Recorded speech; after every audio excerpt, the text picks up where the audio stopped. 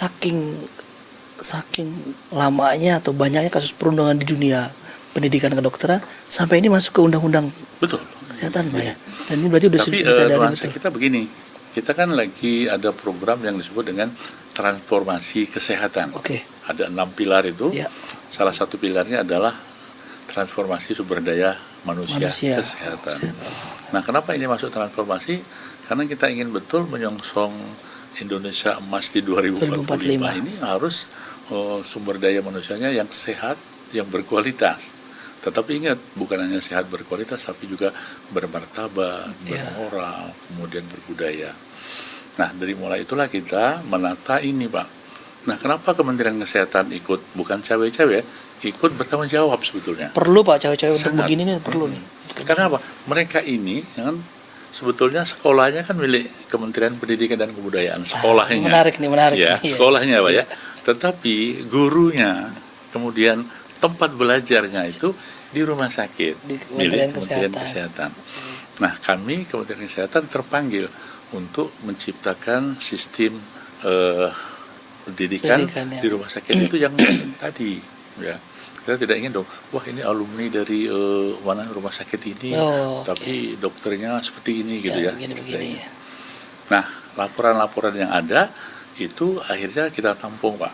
Ini ada instruksi Menteri Kesehatan, ya. Instruksi Menteri Kesehatan. Bulan Juli tahun 2023 baru sebagai tindak lanjut dari rancangan undang-undang dan menjadi undang-undang kan. Undang Kesehatan. Intinya adalah instruksi di mana Menteri Kesehatan menginstruksikan kepada direktur rumah sakit agar melakukan upaya-upaya pencegahan preventif ya tentang perundungan, ya. Kemudian upaya-upaya untuk melakukan promosi, sosialisasi dan edukasi.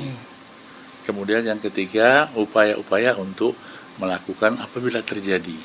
Nah, jadi di situ jelas sekali disebutkan apa sih yang masuk perundungan. Jadi supaya masyarakat juga tahu nih definisinya itu seperti apa, kategorinya apa saja. Itu ada 4, Pak ya. Jadi satu adalah perundungan yang bersifat verbal. Oke. Jadi verbal itu kayak kita lah, kan dia selama 4 tahun tuh pendidikannya 4-5 tahun. Kalau ada kata-kata yang tidak layak disebutkan oleh seorang seniornya dengan ya kebun binatang, dengan cacian dan sebagainya, kan kalau itu disampaikan hampir tiap hari, kan membuat orang itu kan jadi tidak suka. Yang kedua adalah perundungan yang bersifat fisik. Fisik itu kontak fisik nih berarti. Ya, ada yang dipukul, mungkin ada yang dihukum dengan push up, mungkin suruh berdiri. Kalau push up kan nggak kena nih, Pak, nggak ada kontak. Tapi masuknya fisik ya? Masuk fisik. Karena di fisik kan melakukan itu. Dan macam-macam. Ada yang dicubit macam-macam. Nah, yang ketiga adalah perundungan bersifat cyber. Yang saat ini kan cyber, Pak. Doxing ya? Iya, orang ngirim meme-meme. Iya. Oke.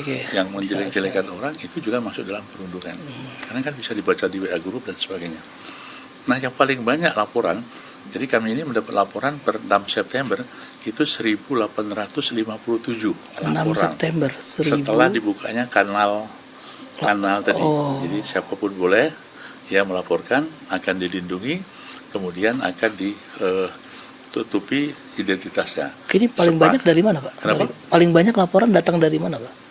Paling banyak itu ada salah satu universitas negeri juga di kita. Ya.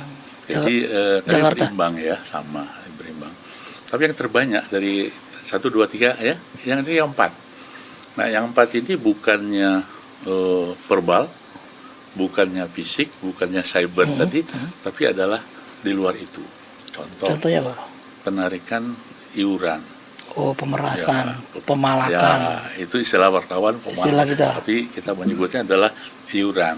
Ya. Pungli dong. Ya, tapi itu bukan digugakan untuk pendidikan mereka sebetulnya. Karena mereka kan sudah bayar nih. Uang kuliah udah bayar. Ada resminya betul, UKT segala macam. Yang disebut dengan UKT itu ya. Ya, uang kuliah tunggal ya. Jadi orang udah bayar sudah. Nah, di luar itu dia bayar lagi. Nah, itu masing-masing prodi beda-beda. Ada yang 10 juta, ada yang 20, bahkan terakhir yang ini kita sebut sampai 40 juta per bulan per orang.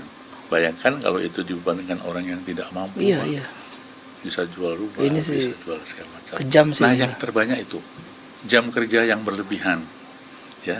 Kemudian ada lagi itu masuk ya, bullying Pak. ya. Jadi rupanya gini, kita kan bekerjanya kan 40 sampai 50 jam kan Oke, seminggu. ya. Tapi dia lebih.